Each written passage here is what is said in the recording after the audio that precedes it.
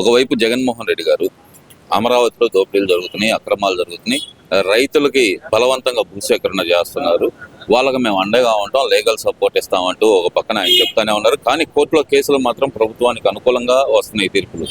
నిన్న ఏదైతే సీడాక్సిస్ రోడ్లో ఉన్న 60 సెంట్ల భూ వివాదం కూడా ప్రజా ప్రయోజనాల కోసం భూమి తీసుకుంటే ప్రభుత్వం తప్పేమీ లేదంటూ కోర్టు తీర్పు ఇవ్వడం ఎలా చూడాలంటారు అసలు ఇదంతా? కోర్టు తీర్పు ఇవ్వడం అనేది హర్షించదగ్గ విషయం. కాకపోతే పాపం 60 సెంట్లు లేకపోతే 2 ఎకరాలు ఉన్న చిన్న రైతులు ఒక పార్టీని కొమ్ము కాసుకొని వాళ్ళేదో వీళ్ళకి సానుకూలంగా జడ్జిమెంట్ తీసుకొస్తారు, వాళ్ళని ఏదో ఆదుకుంటారని ఒక భ్రమ కల్పించి వాళ్ళని ఒక రకంగా న్యాయం చేశారు అనుకుంటున్నాను. ప్రజా ప్రయోజనాల కోసం ఎవడి ఆస్తి అయినా సరే, ఎవరిదైనా సరే ప్రభుత్వం తీసుకునే వెసులుబాటు చట్టం కల్పించింది. ఆ చట్టం పరిధిలో ఉన్న దాన్ని కాదనే చట్టం దాటి నువ్వు ఏదో జడ్జిమెంట్ తీసుకొస్తాను, మీరు ఇవ్వబాకండి, రాష్ట్ర ప్రగతికి ఆటంకం కలిగిద్దామనే కాన్సెప్ట్ నువ్వు రైతులని మభ్యపెడితే చివరికి ఏమైంది, రైతులు అన్యాయం అయిపోయారు. అదేగా జరుగుతుంది, అది పరిస్థితి. సో చివరికైనా అంతిమంగా మరి ఈ రోజైనా సరే మరి వైసీపీ బట్టి మరి రైతుల పక్షాన మరి హైకోర్టులో కొట్టేశారు. సుప్రీంకోర్టుకి వెళ్ళండి, రైతుల పక్షాన సుప్రీంకోర్టుకి వెళ్ళి ప్రముఖ లాయర్లు ఉన్నారు కదా, మా జగన్మోహన్ రెడ్డి గారి కేసులు వాదించే లాయర్లు, పెద్ద పెద్ద లాయర్లు నిరంజన్ రెడ్డి గారు ఉన్నారు, ముఖ్యులు రోహిత్ గారు ఉన్నారు, ఇంకా కాస్ట్లీ లాయర్స్ ఉన్నారు కదా, వాళ్ళని ఎంగేజ్ చేసి ఈ నష్టపోతున్న రైతులకి న్యాయం చేయమని 2 చేతులు జోడించి వైసీపీ గవర్నమెంట్ వేడుకుంటున్నారు, వైసీపీ పార్టీని వేడుకుంటున్నారు. చేస్తారంటారా ఆ పని? ఏమో చేస్తారంటే వాళ్ళకి ఆత్మవిశ్వాసం ఉందేమో, కాన్ఫిడెన్స్ ఉందేమో చేస్తామని. మరి అదే కాన్ఫిడెన్స్ రైతులు కూడా డెవలప్ చేయాలిగా. వాళ్ళు కూడా మీరు ఏం కంగారు పడబాకండి, ఎన్మల మనకి నిరంజన్ రెడ్డి లాయర్ ఉన్నారు, సుప్రీంకోర్టు మూలలోకి ఇస్తున్నారు, ఇంకా పెద్ద పెద్ద లాయర్లు ఉన్నారు, మన జగన్మోహన్ రెడ్డికి వాదించే లాయర్లు ఉన్నారు, మీరేం ఇబ్బంది పడబాకండి, మీ పొలాలు మీకు ఇప్పిస్తాము అని వాళ్ళకి భరోసా కల్పిస్తూ సుప్రీంకోర్టులో ఇంకో పిల్లు ఒకటి ఈ కేసు ఒకటి ఫైల్ చేయాలి కదా. మరి ఏం చేయకుండా వాళ్ళ మానాన్ని వాళ్ళని వదిలేసి నీ రాజకీయ స్వప్రయోజనాల కోసం వాళ్ళని గాలికి వదిలేసావు. అది అక్కడున్న ఇప్పుడు ఎవరైతే పొలం కోల్పోయిన రైతులు కూడా వాళ్ళ భావన అది. చివరికి మన నోట్లో మట్టి కొట్టాడు, ఏం నమ్ముకుంటే ఏమి లేదు అనే భావన వాళ్ళ భ్రమ నుంచి బయటపడ్డారు. ఇదైతే వాళ్ళు ఫైనల్ కన్క్లూజన్కి వచ్చారు. అంటే ఇది నిన్న వచ్చిన తీర్పుతోటి చంద్రబాబు నాయుడు గారు చెప్తున్నట్టు అమరావతి ఈజ్ అన్స్టాపబుల్ అని ఆయన ఏదైతే చెప్తా ఉన్నారో అది వాస్తవ పరిస్థితిలోకి వచ్చిందని అనుకోవచ్చు అంటారా? సో పరిస్థితే కదా.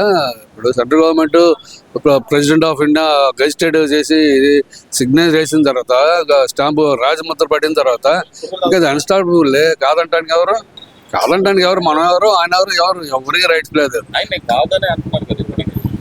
సరే, అదే భ్రమ కల్పించమంటున్నాం కదా. ఎట్లా కాదనేది ఎవరు ఇవ్వమను, ఎక్స్ప్లెనేషన్ ఇవ్వమను. ఇప్పుడు ఇప్పుడున్న గవర్నమెంట్ పార్లమెంట్లో చట్టం పెట్టారు, ఉభయ పార్లమెంట్లోనూ రాజ్యసభలో ఎంపీలందరూ ఆమోదించారు, దాన్ని చట్టం చేశారు, దాన్ని రాష్ట్రపతి కార్యాలయానికి పంపారు, రాష్ట్రపతి గారు దాన్ని గెజిటెడ్ వేస్తూ ఒక రాజముద్ర వేసింది. ప్రాసెస్ ఇది. నీకు తెలిసిన ప్రాసెస్ ఏం చెప్పు. సరే, ఇవన్నీ ఒకెత్తు అనుకుందాం. ఏదైతే గనక హత్య కేసులో, తన డ్రైవర్ హత్య కేసులో జైల్లో ఉన్న వైసీపీ ఎమ్మెల్సీ అనంతబాబు నాకు బెయిల్ ఇవ్వండి, నేను శాసన మండలి సమావేశాల్లో పాల్గొనాలి అంటూ ఆయన ఒక అర్జీ అయితే పెట్టుకున్నారు, బెయిల్ కోసం అప్లై చేశారు. ఎలా చూడాలంటారు దీన్ని? నిజంగానే శాసన మండలి సమావేశాల కోసమే అనుకోవచ్చు అంటారా, లేదంటే కేసును తారుమారు చేయడానికి అనుకోవాలంటారా? ఏదైనా బెయిల్గా అప్లై చేయడం అనేది అతనికి ఫండమెంటల్ రైట్. అది శాసన మండలి సమావేశాలుగా లేకపోతే ఇంకోటి అనేది సెకండరీ. బెయిల్ వేయటం అనేది అతని రైట్, అది ఫండమెంటల్ రైట్. దాన్ని కోర్టు ఎంతవరకు కన్సిడరేషన్ చేస్తుందో చూడాలిగా.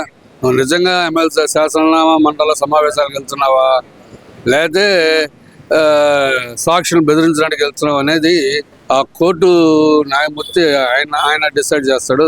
ఆయన కన్సిడరేషన్లోనే నీకు బెయిల్ వచ్చిందా రాదా అనేది అతను చెప్తాలే. గతంలో బయట ఉన్నప్పుడే సాక్షులను తారుమారు చేసే విధంగా బెదిరించి వాళ్ళకి డబ్బులు ప్రలోభ పెట్టిన పరిస్థితి చూసాం.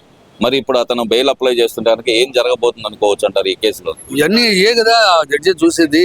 ఇప్పుడున్న పబ్లిక్ ప్రాసిక్యూషన్ కానీ ఆ పక్క లాయర్ కానీ ఇదేగా చెప్పేది,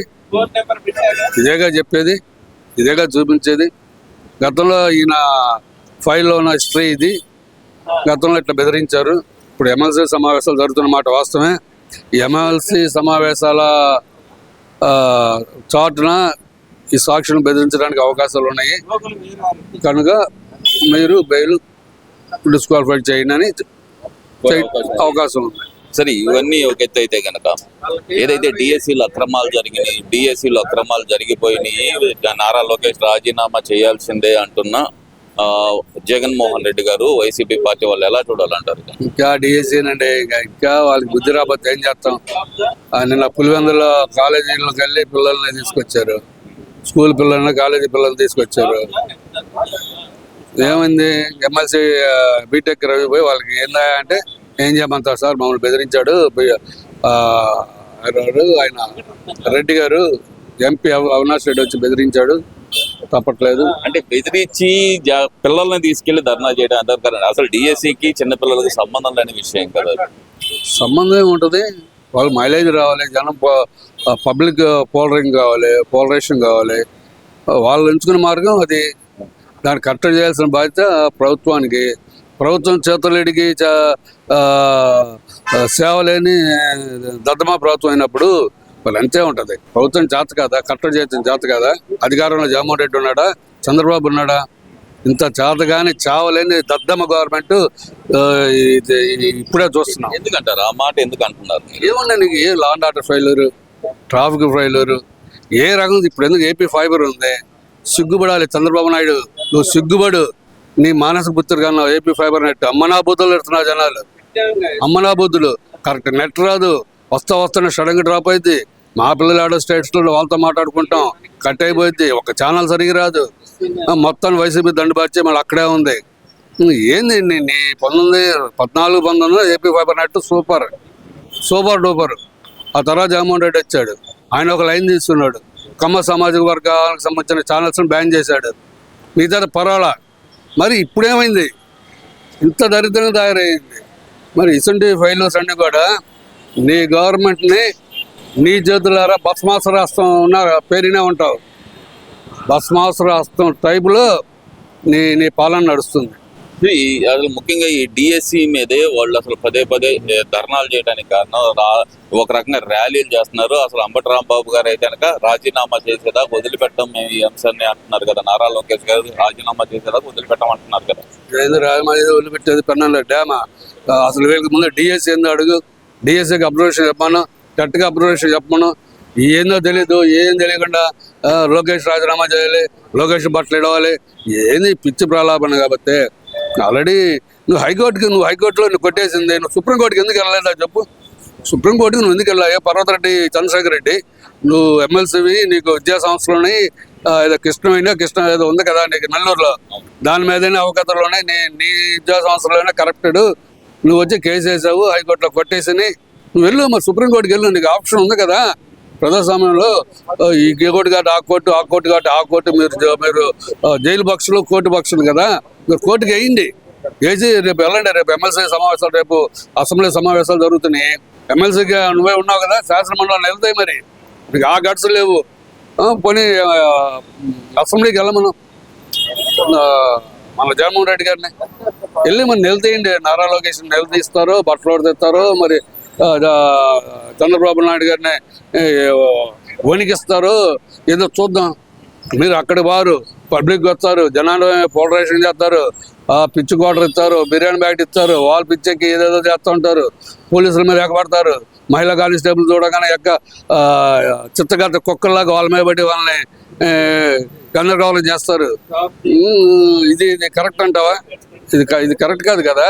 సో కాబట్టి నీ మైలేజ్ నువ్వే డౌన్ చేసుకుంటున్నావు, చేయగలిగిన ఏం లేదు. Thank you.